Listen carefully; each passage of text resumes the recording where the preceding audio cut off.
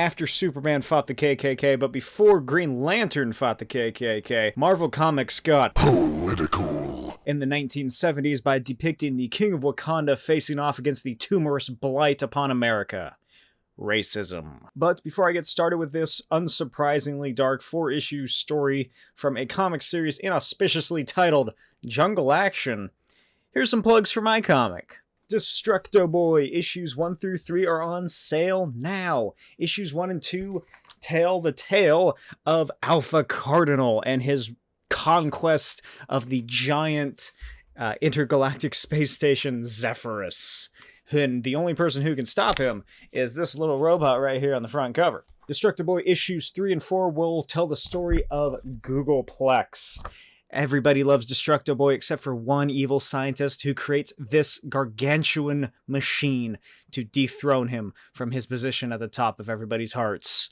Find out what happens after this in issue 4, coming soon. Issue 5 is going to be a standalone story all on its own. These 3 issues are currently on sale in my Etsy shop right now, and they're available for $9.99 plus shipping and handling, and each issue comes with a free head sketch of any character of your choosing. I will draw Reed Richards. I'll draw Paddington Bear. Somebody wanted me to draw a K-pop star, and I did that. Anyone and anything, I guess, at this point. I'll draw them. And that is included for free, so if you buy all 3 of these issues and get caught up on the series, you're getting a sketch in each one of these. It's going to be a little head sketch of whatever character you want. Check it out now, etsy.com/shop/BlakeTWild. Make sure you capitalize the B, T, and W. It really helps me out. And everybody who's read this comic says that it's really fun and great. I'm not making that up. You can see the reviews on my Etsy shop. Released in 1975, written by the great Don McGregor with pencils by Billy Graham and inks by Bob McLeod. This is Jungle Action, 19-22. The Panther versus the Klan. The story begins in a cemetery in Georgia. The giant moon silhouettes the Wakandan king as he prowls through the decaying tree line. Below him in the shadows, a sinister group of hooded men. Wait a minute, something's off here. I know what it is. The KKK don't have giant O's on their chests.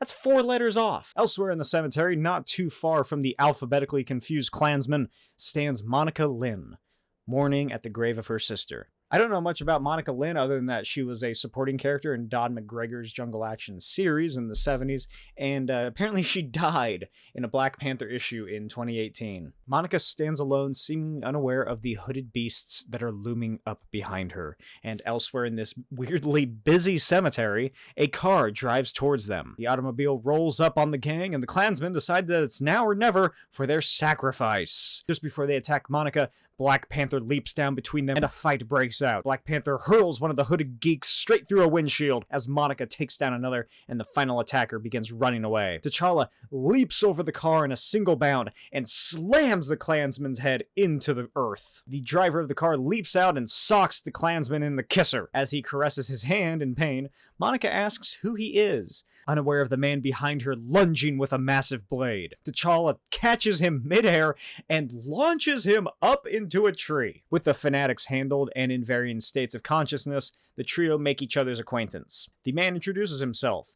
He's a reporter with blonde hair and blue eyes, ironically named Kevin Trueblood. He winces when Monica shakes his hand, and Black Panther tells him it's not wise to hit a man in the side of the head. The human head is quite hard. Kevin thanks him for the advice as T'Challa collects the Klansmen, and Monica asks why he's here. He says that he knew Monica's sister, and he believes that her sister's investigation into her boss, Ezra Wilkinson, his real estate company, the town's police force, and their possible ties to the Ku Klux Klan got her killed. Then T'Challa says what's on everybody's mind. The guy he threw into a tree is black, and last he heard, the Klan hasn't opened up their recruitment that much. Later, everybody rides in Kevin's car, Kevin and Monica in the front, the Klansmen captives in the back with Black Panther. T'Challa's interrogation of the men gets them nowhere because they've stayed silent the entire car ride. They arrive at the police station and Black Panther removes the members of the Dragon's Circle and ushers them inside.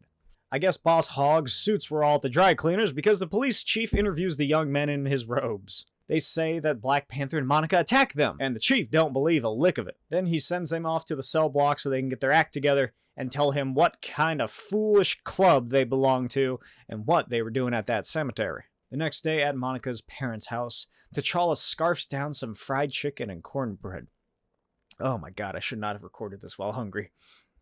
That sounds so good. T'Challa then brings up their dead daughter and notes that they are seemingly avoiding any discussion about her at all. As he ponders why the members of the Dragon Circle had so much clan items on their persons, Monica's dad tells T'Challa that this whole investigative thing isn't how it's done down here. And from the darkness outside, several hooded figures wielding firearms watch the home. Then they light a Molotov cocktail, toss it into the window, but T'Challa notices it and spikes that shit right back towards the fleeing Klansmen. An unspecified amount of time later, Monica and T'Challa go shopping, and two guys sneak around behind them. Monica walks off to the deli and two men stalk her through the aisles. A man named Herbert slowly sneaks up on her, grabs her from behind, and places a knife in her face. He threatens that if she and her family go to the newspapers or the law, they're going to cut a line across her throat and toss her mother and father into shallow graves next to her sister. Then T'Challa kicks the ever-loving shit out of these pricks. Coincidentally, the police happen to show up and order Black Panther not to move and to put his hands up. T'Challa begins to explain what happened to the police officer, and then he's pistol whipped. Then a mob forms and start kicking and beating and slashing him. Another cop slams the handle of his gun into the back of T'Challa's skull, and he stutters onto his knees. Monica jumps in front of T'Challa and screams for him to stop. She shouts that he was protecting her from the men who nearly gutted her with a giant ceremonial knife in the middle of a goddamn grocery store. Then Sheriff Roderick Tate shows up and chastises the officers and victim blames Black Panther because of how he was dressed. Monica and T'Challa leave as Kevin and the rest of the press show up. But before they go, Black Panther asks the sheriff about the soldiers they arrested. He tells the Panther that they were released on bail. As they leave, Roderick says that someone with a lot of money must be behind that Dragon Circle thing. But it's nothing to do with the clan. And T'Challa says, "I don't think the men who attacked Monica today had any affiliation with the clan either. It is a thought worth considering, Sheriff Tate. It presents many intriguing speculations." Later that night, the Black Panther skillfully bounds through the swamp until he reaches his destination. A cross-burning clan get-together. Black Panther leaps down into the simmering light of the blazing cross, and like a violent colonoscopy, he begins kicking the shit out of these white assholes. Elsewhere, Monica and Kevin discuss what's really going on behind the scenes of their hometown, and what her sister had really discovered. The Klansmen brandishing torches and firearms are narrowly able to stop the might of the Black Panther. Elsewhere, Peter Parker and Mary Jane Watson witness a man being jumped outside of their apartment? What is it? Oh, it's a Hostess cupcake ad. Anyway, Kevin laments that the reason he never wrote anything about Monica's sister. My friends, my relatives, my co-workers, they made me afraid to write that story. And they were afraid. Do you think I want to be hurt? Do you think I want to live in fear? I don't want to be scared. But somebody somewhere made a terrible mistake. They made me a moral man. I can't turn away. I don't want to be hurt. I don't want my family hurt. I love them very much. But I also love freedom. And I know I couldn't live with myself if I turned away from this and pretended it didn't exist. I just hope I don't have to die because I believed in America. When I was going to write this story, everybody asked me, what did I hope to change? Write your piece. The clan will still be here. And they said, all this will bring you grief. So think on it.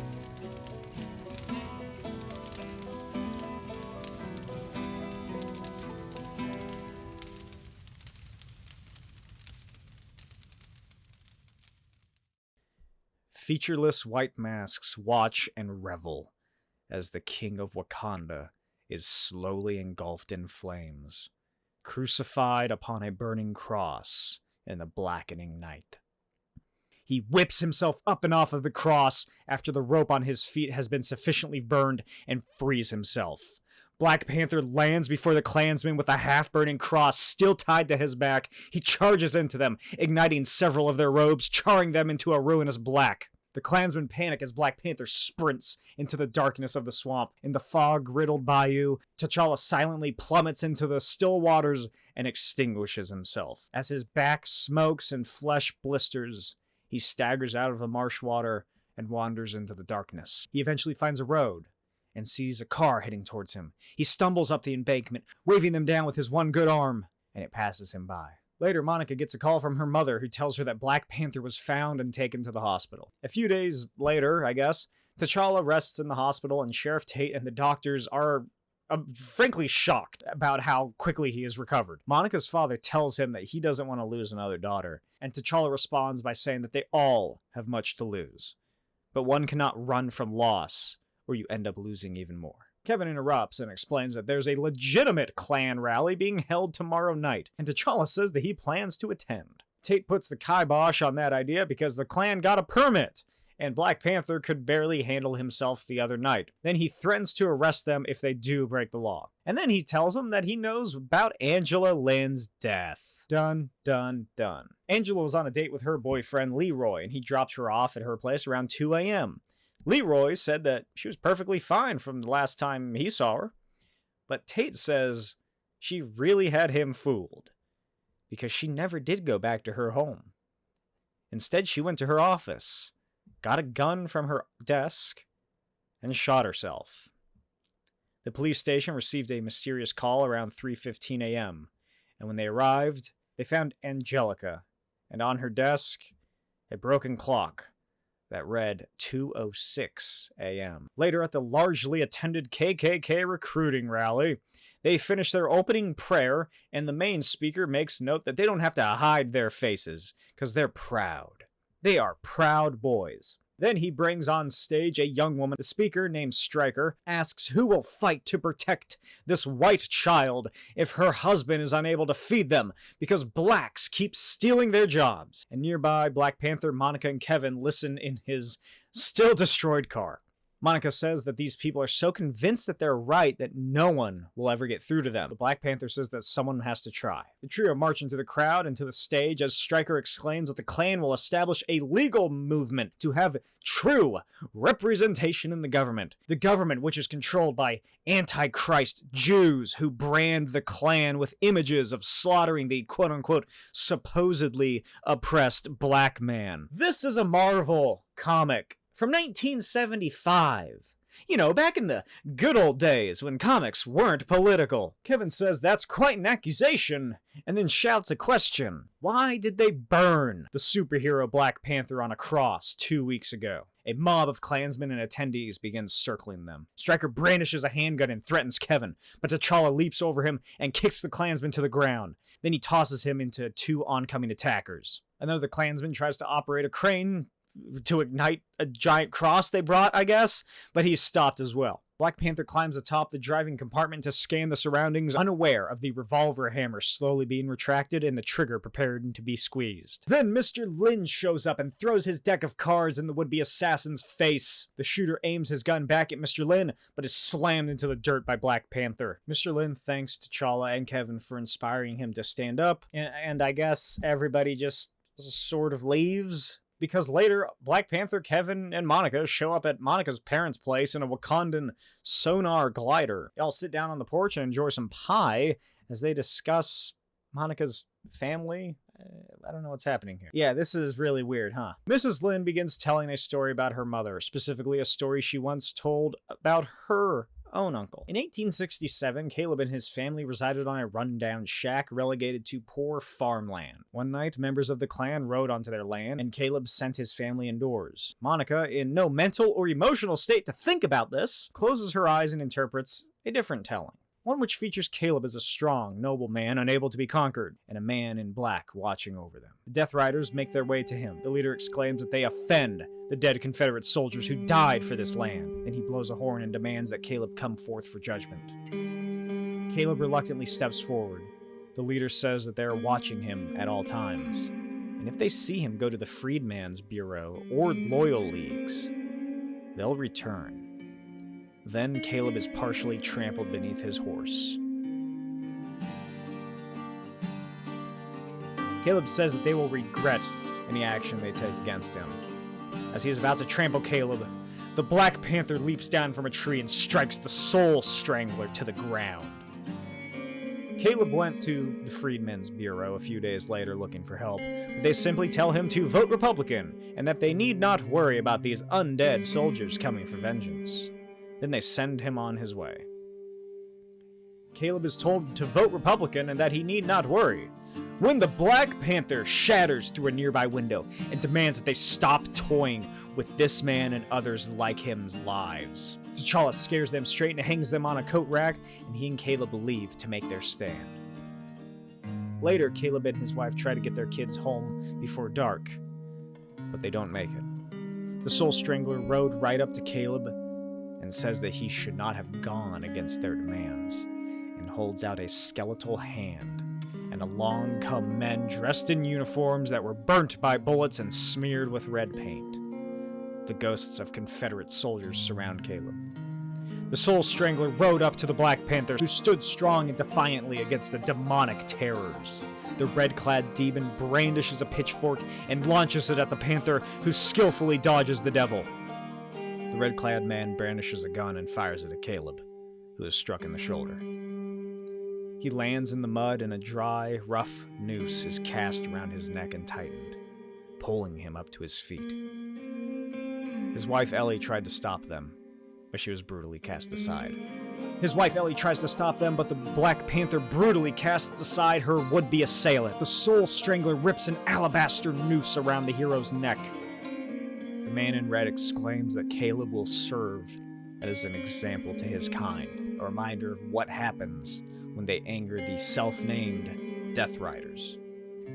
A rope is cast over a tree, and Caleb is hoisted into the air as Ellie and her children can do nothing but watch. The demon exclaims that Black Panther will serve as an example, but the Panther frees himself and kicks the Soul Strangler off of his demonic mare and destroys his skull into nothing but dust. Caleb and Ellie thank him and invite the Black Panther into their home for some sweetbread. T'Challa and Monica then walk inside. He asks what happened to her. She says that she created her own mythology. Everything is much simpler in fantasy. She says she guesses she's just not someone who can take that much reality, but she's also not someone who can close their eyes to it either. The end. Well, I hope you enjoyed this short and very depressing story. Happy New Year! Let me know what you thought about it in the comments below.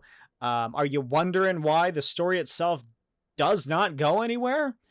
Well, here's an interview I found from Don McGregor. I don't know how many years ago. I can't remember. There was an interview that Don McGregor... In this interview, Don McGregor explains that the Marvel editors wanted more white people in the Black Panther comic, but McGregor said, quote, "I didn't want the white guys having to come in and save the Black Panther. He can handle things very much on his own. May cost them a lot, but he's going to persevere, and he's going to do it. And so I just stood fast on that.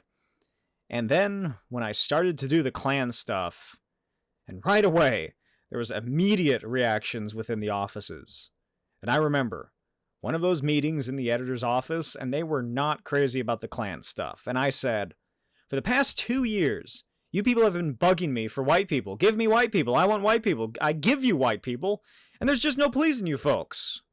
The interviewer, Alex Grand, says, "I mean, you shoved those white people up their butts is what happened." Thompson then asks, "Do you think that had anything to do with the book being canceled, that you were doing the Klan storyline?"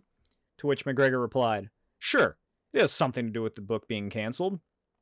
It was very difficult. These days, they would probably promote the book along those angles, but back then, no. I mean, it was the lowest selling book when I was originally assigned books, and I found out later after all this that they thought Jungle Action and the Killraven stuff were going to die." So essentially what happened is that Jungle Action was already a low seller by the time that Don McGregor came on it, and he wanted to tell stories more like this. So Marvel Editorial used this 4-issue story arc as an excuse to cancel the book. Again, there was also the Killraven stuff as well, which is like a weird little side universe that Marvel did for a little bit. But this story didn't go anywhere, at least not via Don McGregor. It was continued in about 2 or 3 other like different Black Panther sort of series. But again, those weren't by Don McGregor, so I didn't include these in the video. It's a shame that we don't know how this story would have ended. It's clearly rushed. It goes from, oh shit, Black Panther's fighting the Klan in this small town, to, hey, we sort of resolved everything off screen. There's no resolution at all in this series. And it's quite similar to Batman Death of the Innocents that I covered last year, in that it's a superhero comic involving 2, far above average superheroes dealing with real world threats that cannot be beaten via traditional comic book means. So yeah, let me know what you thought of in the comments below. Do you like Don McGregor's work? I think he's pretty good. I haven't read much of it, but what I have read of his work, I really dig it. It's fantastic. What's your favorite Black Panther comic? Is it that Christopher Priest run from the 90s, which I also did a video on? Is it Ta-Nehisi Coates? I think that's how you pronounce his name. Is it Stan and Jax? Let me know in the comments. What did you think of this story? Check out Destructo Boy if you want to combat the KKK, because my books are 100% anti-racist. Wait, yeah, that makes sense. Etsy.com/shop/BlakeTWild, and I will draw whatever you want. Don't ask for a KKK member, because I won't draw that. I won't draw racist stuff. Front and back, here you go. Look, see this? Each issue has a fun little caption about a character featured in the story. Check it out. It's a lot of fun. You can see pages, previews. I probably put up some images on the video itself. Check it out. And I will see you all next time for another exciting addition to the 2023 What Is series. And it's going to be something weird and different. Bye.